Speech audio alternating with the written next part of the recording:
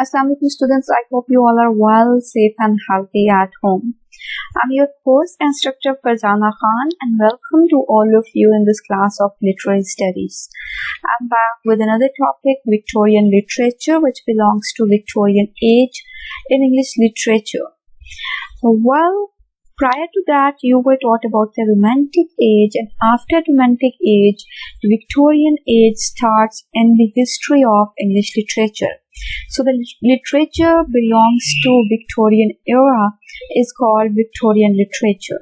So in today's class, you will learn about the Victorian age, how it starts and why the name Victorian has been given to that particular age. And we will talk about the important characteristics of this age. Along with this, we will talk about the literature and important literary figures of that particular age. While pay close attention to the lecture to understand all these important aspects of the Victorian age. We'll start from the introduction first. The dates of Victorian era coincide with Queen Victoria's accession to the throne and her death. Actually, this age starts when Queen Victoria came into power in 1836, and this age ends with the death of Queen Victoria, which is the time of 1901. Right, so on the name of Queen Victoria, this age is called Victorian age. While Queen Victoria ruled England from 1837 to 1901, it exemplifies Victorian qualities: earnestness, means sincerity, moral responsibility, and domestic propriety.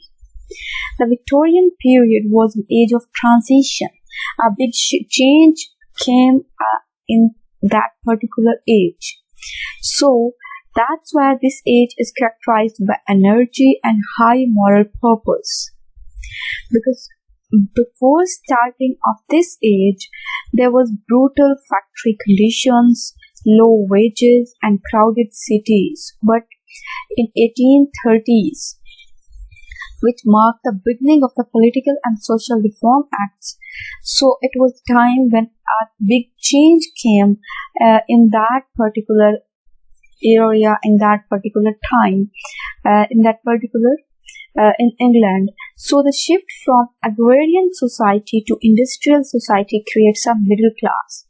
You can recall about the Romantic age, that in previous lecture while teaching the Romantic age, I told you that the focus of Romantic literature was towards the pastoral poetry related to the rural life.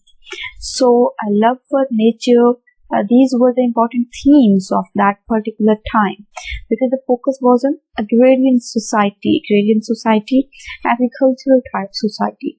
But there came a shift from agrarian society to industrial society, which created the middle class. Middle class is called the class which is not poor, not rich. Neither rich nor poor class is called the middle class. So Victorian age was the age of the middle class. Well, from the year 1798 with the publication of lyrical ballads till the year 1820, there was prime of Romanticism in England. After that, there was a sudden decline. William Wordsworth and Coleridge showed no work of merit till they lived short. In previous lecture, you were taught about the Romantic age, in which I told you that Romantic age started in 1798 when William Wordsworth and Coleridge published lyrical ballad. Right? So after Romantic age, after 1820, the prime of the Romantic age started to decline, because William Wordsworth and Coleridge, both of them didn't show any important work of their particular age. So the Romantic poets of the younger generation unfortunately all died in young age. Keats died in 1820, Shelley died in 1822, and Lord Byron died in 1824. So the younger generation died early in 1820s.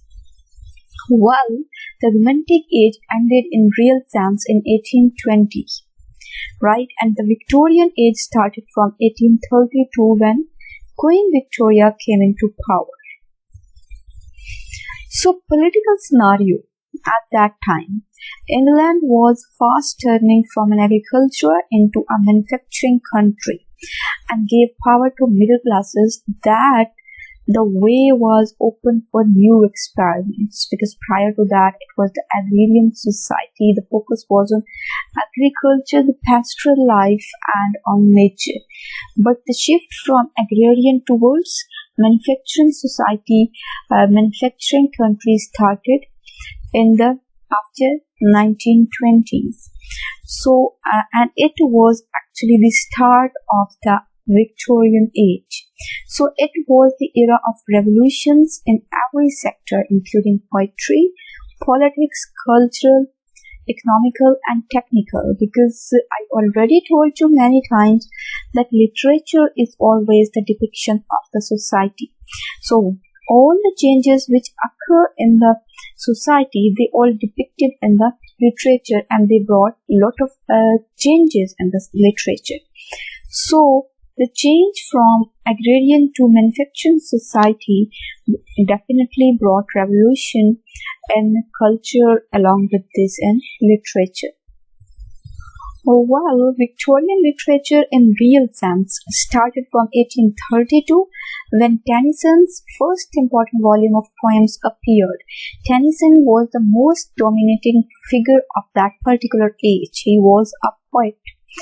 Well, Tennyson's published the volume of poems in 1832, and in the history of English literature, 1832 is marked as the start of this age, start of Victorian age. Well, the Victorian age is so complicated and long that for the sake of convenience, the era has been divided into two periods by the historians: early Victorian period and later Victorian period. So let me tell you one by one about the characteristics and literary figures and important literature of these two periods. So, early Victorian period. This period was the period of middle class sovereignty and the age of free trade. Sovereignty means power. So, it was the age of the power of middle class and the age of free trade, because it was the shift from agrarian to manufacturing society. So, the great writers of this period were Tennyson, Browning, Matthew Arnold, Carlyle, and Ruskin. These were the important literary figures of the early Victorian period. So all these poets were from certain homogeneous group. Homogeneous means alike, same, similar groups. And they displayed same approach in social and moral values.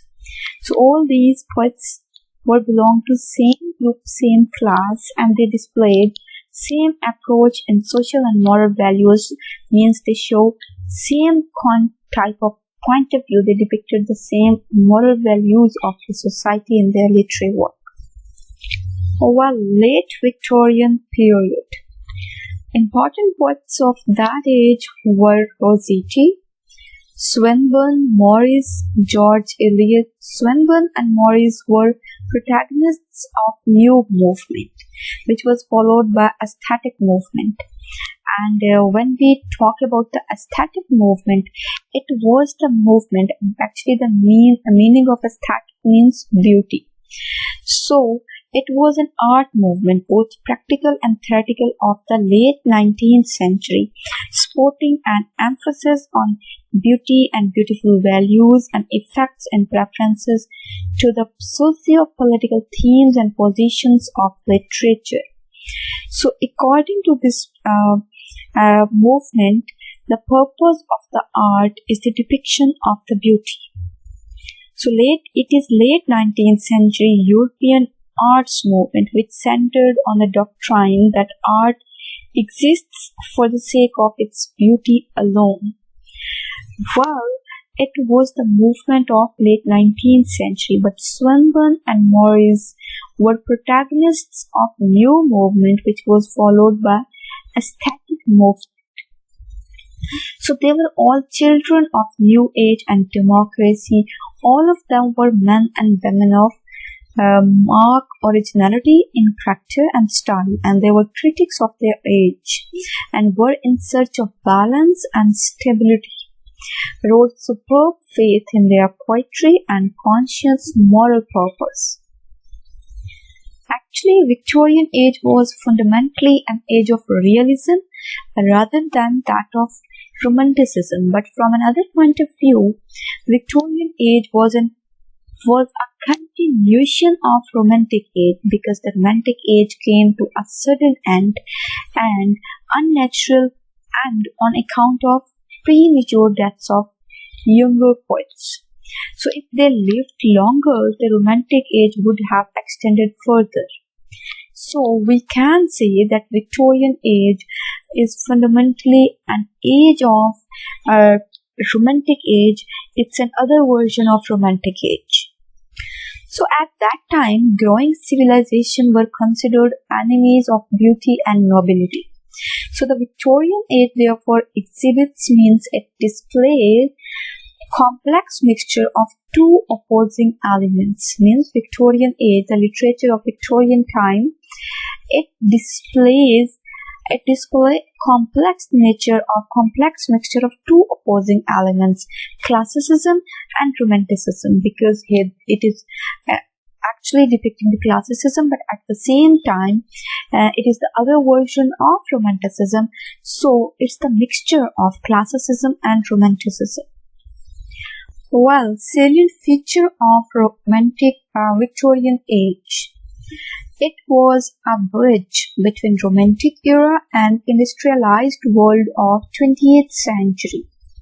In England, this age was of massive empire building, because in this age the construction started and a lot of huge buildings were constructed, because it was the age of shift from rural life towards the city life.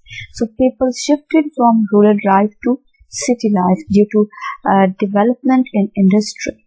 So trends to be concerned with moral values, because definitely when the people were shifting from village to city life, then moral values were declining. So this age uses realism to show the plight of everyday working people, means to depict the middle class.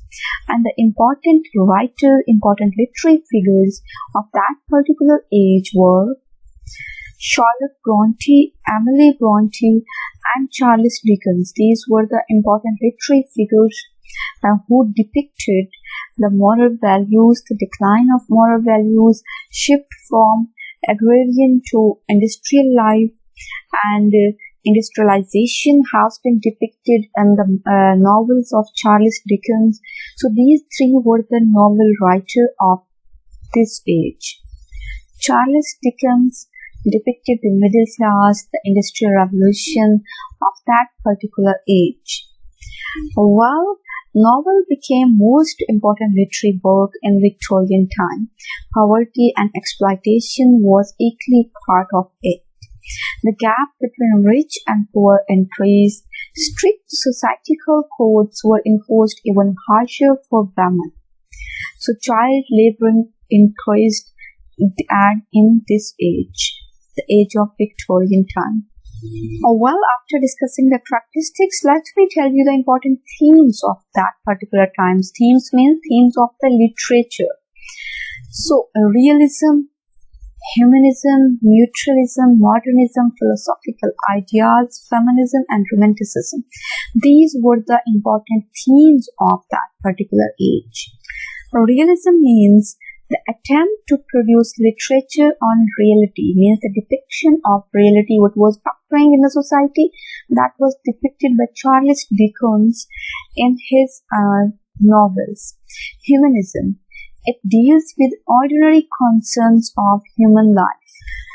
And naturalism, it means the human intentions from the uncontrolled external forces, means belief in, we can say belief in natural power.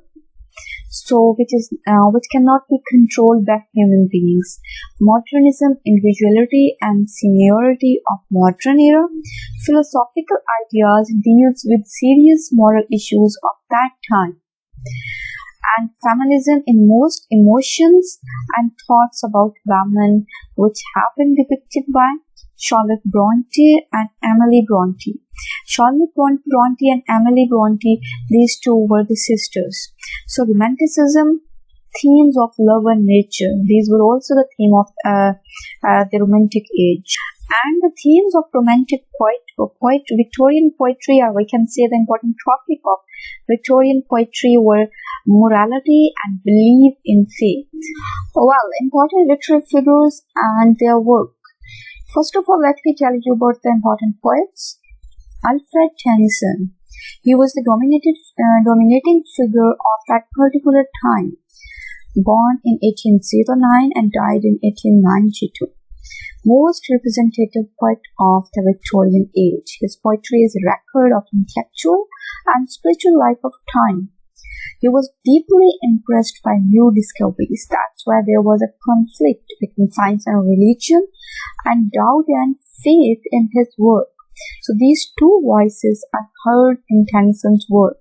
These two voices have been depicted in his work. His important literary work, Memoriam, in this we read of great conflict between faith and doubt. And in Locksley Hall of 1842, it reflects the faith in science, commerce, and progress of mankind. And other important literary figure, important poet of the Victorian age was Robert Browning.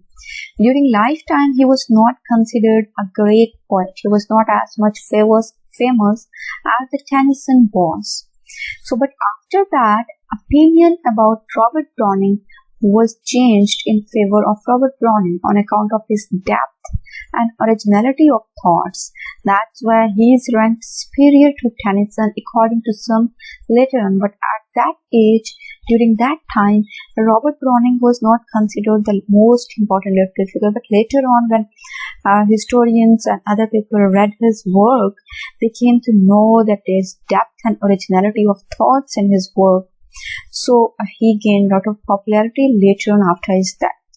So they both went parallel to each other in their field of work. If we analyze the poetry of Victorian age, so we can say that Robert Browning and Tennyson both ran parallel to each other in their field of work. So in his poem Pauline, which has been written in 1833, Robert Browning addresses incidents in the development of soul.